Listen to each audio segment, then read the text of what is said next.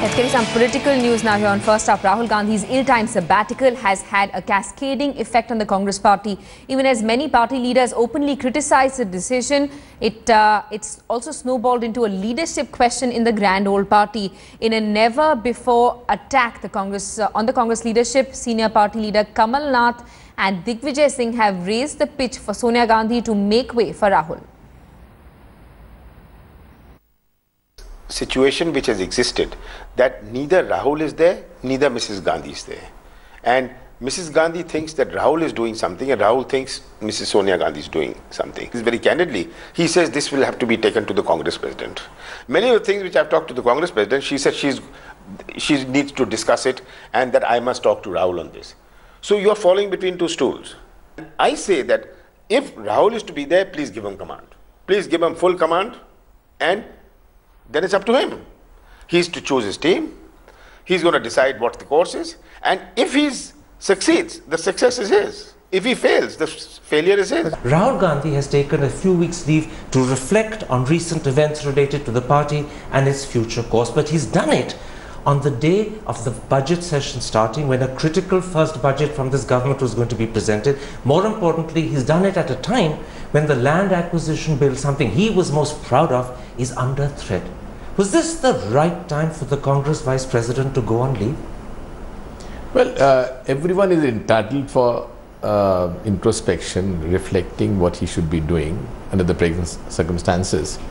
And of course, he has spent hours and hours discussing with the senior leadership.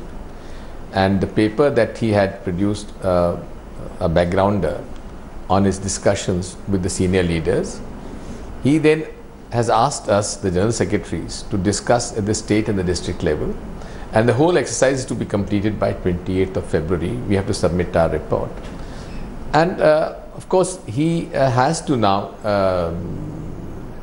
take a decision, and he has to redraw the strategy and redraw the, I would say, roadmap for the Congress ahead. But was this the right time to take leave at the start of the budget session when the land acquisition? Well, I have already tweeted on that.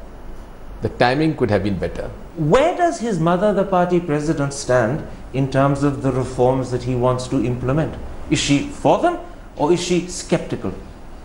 You know, the senior leadership in the Congress party never wanted elections in the Youth Congress and the NSUI.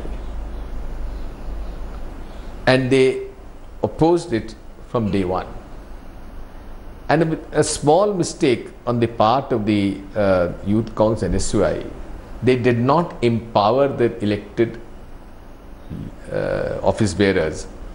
They could not really see the growth of the NSUI and Youth Congress at the grassroots level. The lowest base of the pyramid could not grow. Are you also saying that these senior leaders who didn't like the reforms in the Youth Congress, who don't like some of the other reforms Rahul wants to bring about, have Mrs. Gandhi's ear, that they can influence her thinking, that they can raise doubts in her mind about what her son wants to do? Sonia ji is extremely democratic. She never takes a decision on her own. She holds widest consultation with all senior leaders. Which gives these senior leaders the opportunity to influence her thinking. Obviously, yes. And sometimes that means their influence acts as a check to what Rahul, her son, wants to do. It is obvious. So then, in other words, there are also at times differences between Rahul and his mother about what he wants to do. There is no question of differences. This is, I must say, there's a very, very strong bonding amongst the family members. As a human being and as mother and yes, son. Yes. But what about in terms of thinking of the future and reforms within the Congress? They both are from different generations. The thinking is different. Karan, you also experienced that. I also experienced that. Absolutely. I fully understand. Yes. They may be mother and son, but they come from different generations with different political experience. Absolutely. Hence, there could be differences in their thinking. Obviously, every generation has a mindset.